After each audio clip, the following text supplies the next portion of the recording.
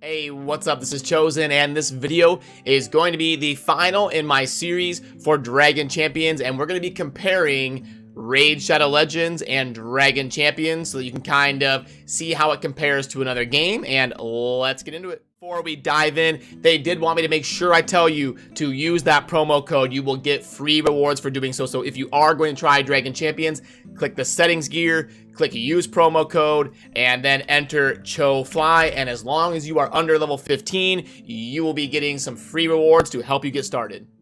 So one of the big things you want to compare when you're talking about games in this genre is champion acquisition and how it kind of occurs, how it's done, how the summoning and all of that works. And these two games are pretty inherently different in terms of how the summoning works. I'll kind of show you here. So in Dragon Champions, you're going to be acquiring summoning stones, and when you get a certain amount of these stones for that champion, you're able to summon it. So you'll see here with like if I scroll down to Tromgar, you'll see 63 out of 80. That means I need 17 more of these summoning stones, and then I will unlock the opportunity to summon that champion. So I'm pretty close, so you can kind of monitor how close your progress is towards getting a champion that you want. And the summoning stones are pretty common, so it's a little bit more realistic that you'll really acquire the champions you want instead of the Raid Shadow Legends kind of method where it's super kind of all or nothing. You either get them or you don't, and then you can use duplicates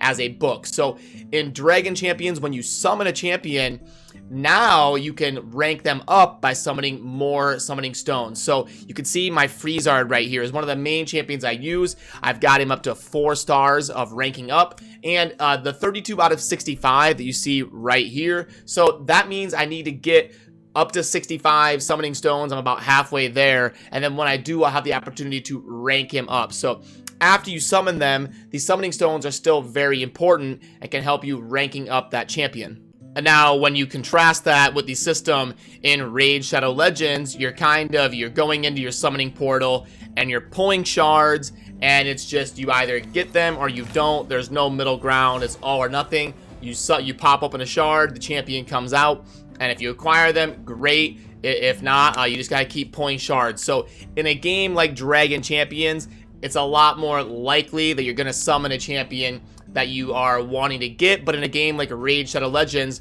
there's a little bit more dopamine involved. Like, oh my gosh, I might never get this champion. Oh wow, I got them, holy crap. So it just kind of, both sides and both ways of doing it have their kind of ups and downs. One is a little bit more consistent and less RNG maybe, and then one has a little bit more like dopamine if you hit that really special summon. So how about in terms of cost, how do the two games compare? Both games are going to kind of have similar systems as many games in this genre, where you've got your premium currency, your gold or your coins, your energy, and all that type of stuff. Now, they both are going to have a bank where you can go in and buy premium currency. Now, one thing that Dragon Champions does that I really love, and I've seen other games in the market do it as well, but I don't remember Raid doing it. Maybe they do now, but back when I was a new player, I don't remember them doing it. I love these first payment bonuses. It really gives you an incentive to kind of dive in and get you a head start, get you propelled, and be a catalyst towards you kind of being able to get a bunch of resources and learn the game. So in terms of being cheap and like more bang for your buck, especially when you're new, I would give Dragon Champions the edge. But they both got shops and premium currency and ways that you can buy tokens to summon and refill your energy and get your the things you need to upgrade your champion skills and all of that. But in comparing the price between the two, I would have to say Dragon Champions is pretty significantly cheaper to acquire resources in game, and Raid has a little bit more like whaling out capability, like spending a ton to acquire like super endgame stuff. So you can go down a little bit more of a rabbit hole in Raid Shadow Legends, and you can probably play Dragon Champions for a little bit cheaper. And then diving into how gearing works in both games and which one I prefer. So first, in Dragon Champions, the actual gear, like the weapon and the helm and all of that, is basically, there's not a whole lot of RNG involved. It's something that you got to kind of farm put on, and it is what it is. The RNG and like super advanced loot hunt in Dragon Champions is going to be the runes. So this is where you got like your main stat and then your rolls for your substats. So a lot of games kind of use this rune system. Dragon Champions is kind of like a middle ground. You've got your normal artifacts that don't have a ton of RNG and are just basically there to upgrade the overall power of your champions. And then your like end game grind of perfecting gear is going to be the rune system. So if you contrast that to raid, you've got you pull up your champions. Let me get this pulled up here.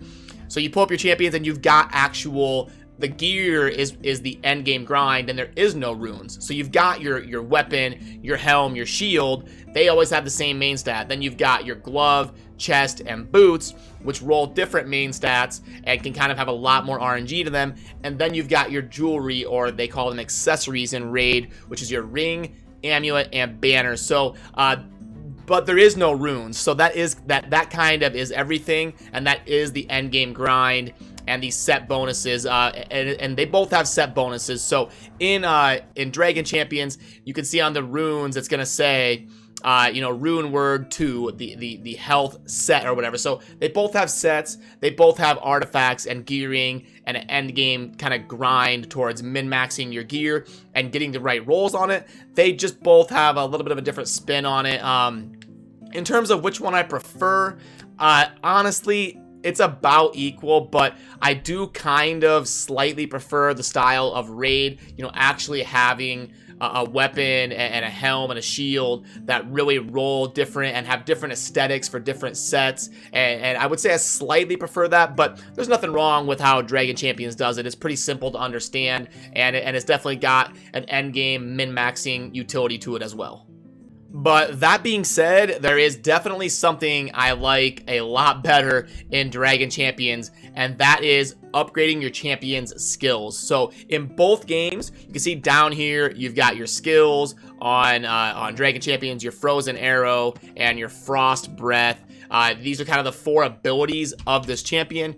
And then on Raid Shadow Legends, you can see here on the Torment, you go over to skills, you've got Rime Fire, Iceberg Crush, and all of that. So they both have, utility where champions have skills that need to be upgraded. And in Dragon Champions, it's a lot more like realistic to attain the resources needed to upgrade skills, and there's no RNG. Like if you have the resources to do it, you click upgrade skill and it upgrades the skill. I absolutely love that. You know what you're getting, and you know you can farm for it and acquire it successfully without getting frustrated. Now contrast that to raid.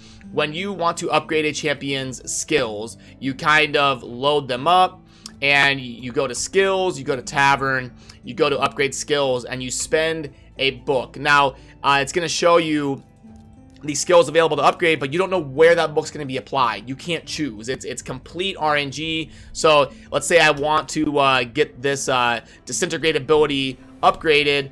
When I spend the book, it went to it, so I got lucky, and I'm like, okay, great. Okay, let me spend another book. Let's really upgrade that. And it went to it again. We're like, awesome. Okay, now I want to keep slamming it until I get to this cooldown. So I'm going to use another book. Oh no, it went to the different ability.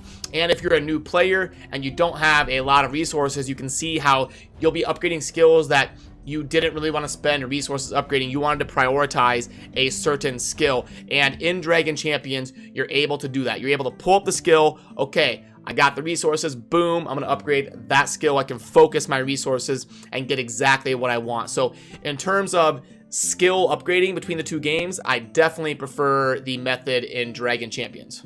But yeah, all in all, I really like both games. They've both got a battle pass that kind of gives you a season of things to do. Dragon Champions is a little bit cheaper, but on raids you get like a legendary champion at the end that's really tough to get. Like it was a Void legendary, which is the hardest rarity of champion to get in raid. They both have missions for newer players that kind of walk you through the mechanics of the game. Right here you can see these missions in Dragon Champions.